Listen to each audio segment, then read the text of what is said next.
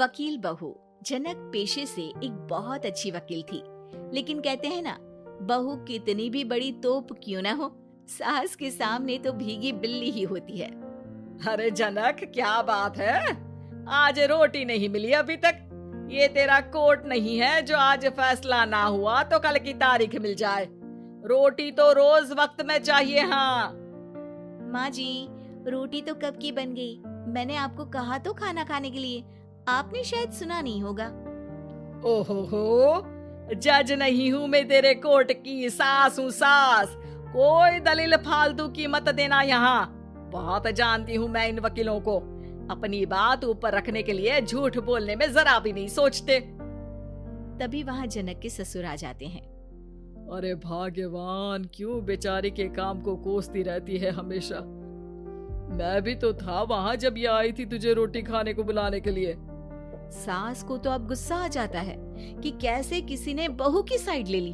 अरे वाह जी वाह, वो तो मैं जानती थी कि कोई ना कोई गवाह तो ये पेश कर ही देगी, पर मैं तो अब सीधा खाना खाकर सोने जाऊंगी। मुझे आदत नहीं है किसी से बहसा बहसी करने की।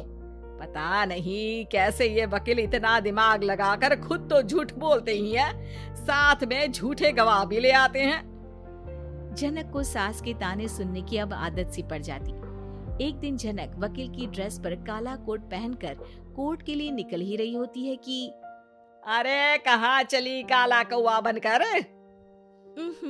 टोक दिया ना, अब कोर्ट तो वकील वाली ड्रेस पहनकर ही जाऊंगी ना।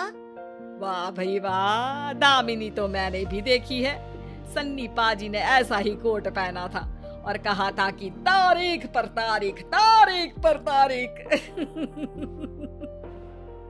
मतलब कि कोई बात करनी है तो बोलिए, वरना वक्त नहीं है मेरे पास खराब करने के लिए। अरे पता नहीं तुझ में क्या देखा मेरे बेटे ने, सारा दिन वकीलों वाली बहस करती है, भोली भाली सास के साथ। अच्छा सुन, जो इतनी बहस मेरे आगे करती है ना, जरा अपने बॉस से कर ले, जो 1 साल भी ना हुए तेरी शादी को और काले कपड़े पहना दिए। अंदर जा और लाल कोट पहन कर आ, पता तो चले कि नई नवेली शादी हुई है। अरे माँ जी, कोर्ट में मेरा बॉस क्या करेगा, ये तो पूरे देश की ड्रेस है वकीलों के लिए। लेकिन सास तो ठहरी सास। अच्छा, तो कोई जरूरत नहीं है 2-4 साल कोर्ट जाने की। शादी थोड़ी पुरानी हो जाए तब इजाजत दे दूंगी मैं तुझे काले कपड़े पहनने की। अब क्या था, मन मारकर जनक को लाल रंग का कोट पहनकर कोर्ट जाना पड़ता है। उसके जाने के बाद आहा, बड़ी आई पूरे देश की ड्रेस की बात करने वाली। अरे पहना दिया ना लाल कोट। अब सास आए दिन या तो जनक को उसके काम का ताना देती या फिर उसका काम छुड़वा देने की धमकी। तंग आकर एक दिन जनक पति से कहती है, मैं सोच रही हूँ कि कोर्ट जाना बंद ही कर दूं। अरे क्यों यार, इतना अच्छा करियर है, क्यों छोड़ने की सोच रही हो? अरे लाल रंग का कोट पहनकर जाना पड़ता है। हर बात पर सास ताना देती है कि वकील तेज होते हैं, सवाल जवाब करते हैं, झूठी दलीलें देते हैं। अरे तो ठीक है ना, वो जो कहती है अपनी समझ से कहती है, लेकिन तुमको तो पता है ना कि सच्चाई क्या है। जनक को पति की बात से हौसला मिलता है कि तभी घर पर कुछ लोग आ जाते हैं। अरे आइए पंच साहब, कैसे आना हुआ? अरे भाई साहब, सुना है कि आपकी बहू वकील है। तभी वहाँ सास आ जाती है। हाँ है तो, लेकिन क्या हुआ, फिर कहीं बहस कराई क्या? अरे हम तो खुद दुखी है उसके व्यवहार से। अरे भाभी जी, आपको तो पूरा मोहल्ला जानता है कि आप कितना बोलती है। फिर हम यहाँ बहू रानी की कोई शिकायत नहीं, बल्कि अपनी परेशानी लेकर आए हैं। ससुर जी खुश हो जाते हैं। हाँ, मैं भी बहू को बुलाता हूँ। जनक वहाँ आती है, सबको नमस्ते करके बैठ जाती है। बहू रानी, हमारे गांव में बड़ी मुसीबत आ गई है।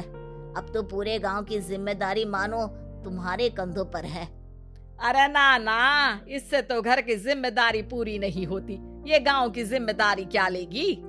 भाभी जी आप चुप हो जाओ, यहाँ पढ़े लिखे लोगों की बात हो रही है।